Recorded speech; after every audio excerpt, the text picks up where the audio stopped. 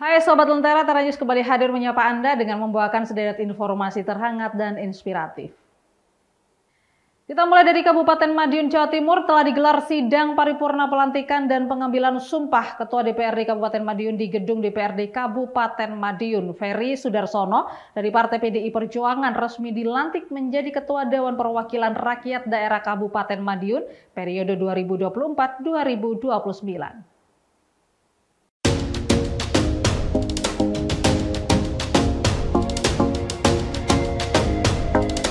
Pengambilan sumpah janji pimpinan Dewan Perwakilan Rakyat Daerah Kabupaten Madiun periode 2024-2029 ini dipimpin langsung oleh Ketua Pengadilan Negeri Kabupaten Madiun, Indira Patmi, disaksikan oleh Pejabat Bupati Madiun, Tontro Pahlawanto, Pejabat Sekda Kabupaten Madiun, Sodik Heri Purnomo, dan jajaran Forkopimda.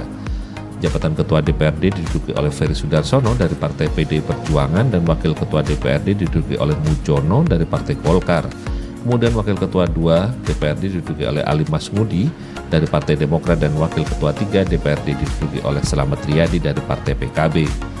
Usai diambil sumpahnya sebagai Ketua DPRD Kabupaten Madiun, Ferry Sudarsono mengatakan selanjutnya segera dibentuk alat kelengkapan Dewan atau AKD, yakni Komisi, Badan Musyawarah, Badan Anggaran, dan Badan Pembentukan Peraturan Daerah, serta Badan Kehormatan dan alat kelengkapan lainnya.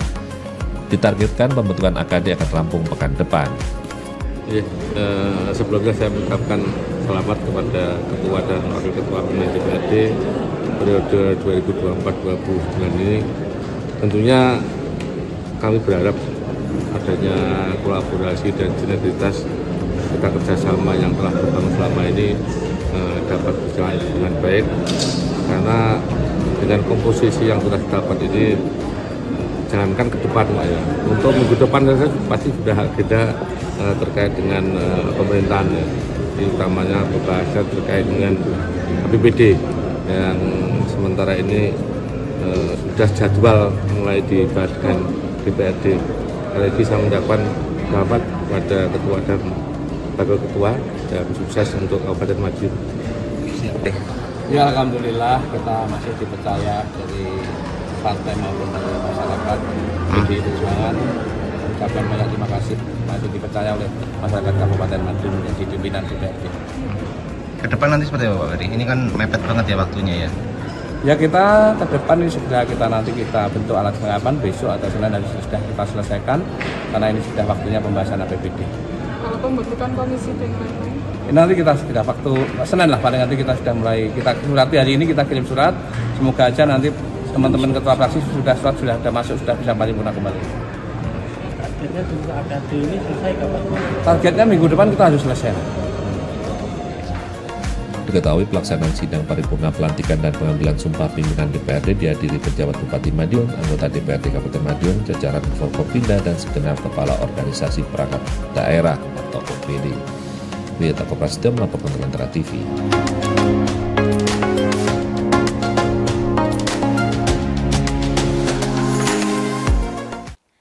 Kita ke informasi selanjutnya. Pejabat Gubernur Jawa Timur Adi Karyono mendampingi Menteri Koordinator Bidang Kemaritiman dan Investasi Luhut Binsar Panjaitan serta Menteri Perhubungan Budi Karya Sumadi dan Presdir PT Gudang Garam Susilo meresmikan Bandara Doho Kediri. Bandara Doho Kediri ini sedang dipersiapkan untuk melayani ibadah haji dan umroh dari Kediri langsung terbang ke Jeddah, Arab Saudi. Peresmian ditandai dengan penekanan tombol dan penandatangan prasasti yang dilakukan oleh Menko Marves Luhut Binsar Panjaitan. Jabat Gubernur Adi mengungkapkan bahwa Bandara Doho Kediri ini sedang dipersiapkan untuk melayani ibadah haji dan umroh dari Kediri langsung terbang ke Jeddah, Arab Saudi. Adi memandang bahwa prospek dari Bandara Doho Kediri ini sangat bagus karena dapat menangkap peluang penumpang atau jamaah masyarakat di area sekitar Kediri seperti Tulungagung, Blitar, sampai dengan Pacitan. Dalam waktu dekat, Pemprov Jatim akan segera mengkoordinir beberapa travel perjalanan ibadah haji dan umroh untuk melakukan penerbangan langsung dari Kediri menuju Tanah Suci. Hal ini membuat pejabat gubernur merasa optimis bahwa keberadaan Bandara Doho Kediri akan menjadi pengungkit ekonomi baru sekaligus memperluas konektivitas antara wilayah atau daerah di Jawa Timur. Sesaat lagi kita akan membahas tentang perjuangan seorang perempuan berdarah campuran Indonesia dan Amerika Serikat untuk menghidupkan industri garment di Amerika Serikat. Jadi tetap bersama kami di Tera News.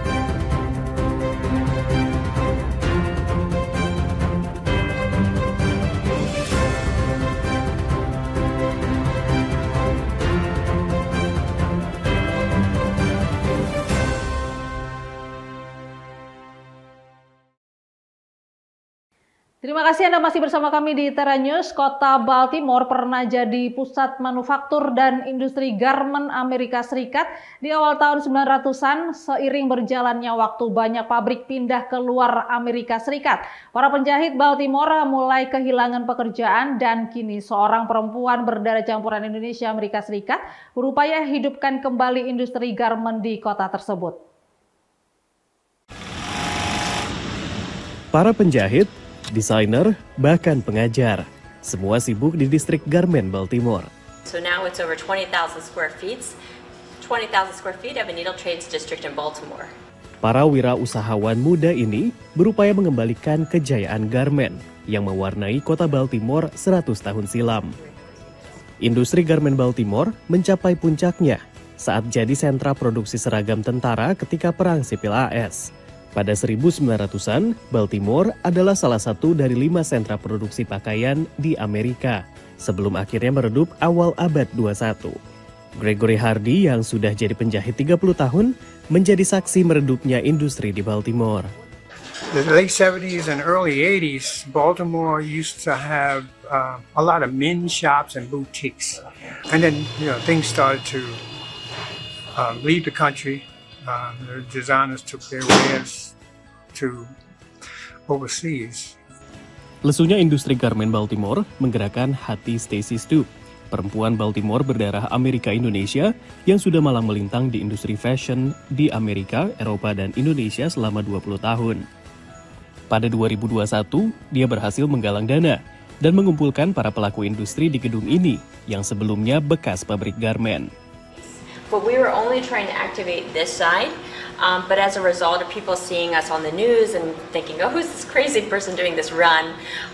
People from the veterans of the old school industry called and said, I'm still alive, I'm still here. Remember, I was worried, oh, it's like the industry's fading. But the industry is here. It's just they're scattered around the city. Mendengar kabar ini, Gregory antusias bergabung. People always say it's a dying art. And I said, well, it's really not a dying art because people always gonna wear clothes. Namun tak sedikit pengusaha muda seperti Susan yang awalnya ragu akan inisiatif tersebut. 2020, right before the pandemic hit, we were down there and the floor was empty. There was nothing down there but a big cutting table. And I was just walking around like, well, what are you doing with this? What are we doing? Sedikit demi sedikit, semakin banyak penjahit, desainer, bahkan pengajar yang bergabung. Pengusaha muda seperti Nicole senang melihat industri garmen kembali menggeliat. Seeing it grow, definitely, and there's definitely more awareness being brought back to Baltimore. So even in Baltimore County, outside, there's stuff going on. So as much as we can, we encourage our clients to produce here, and then we encourage people to buy USA made. 3 tahun berjalan, Distrik Garmen Baltimore kini punya 30 entitas, baik pebisnis, pengajar maupun organisasi sosial. Then people start to believe in something that seems to be dead. They keep saying, the industry is dead in here. It's dormant, it's sleeping. Like we just need to wake it up and bring the people back together again and keep them sewing.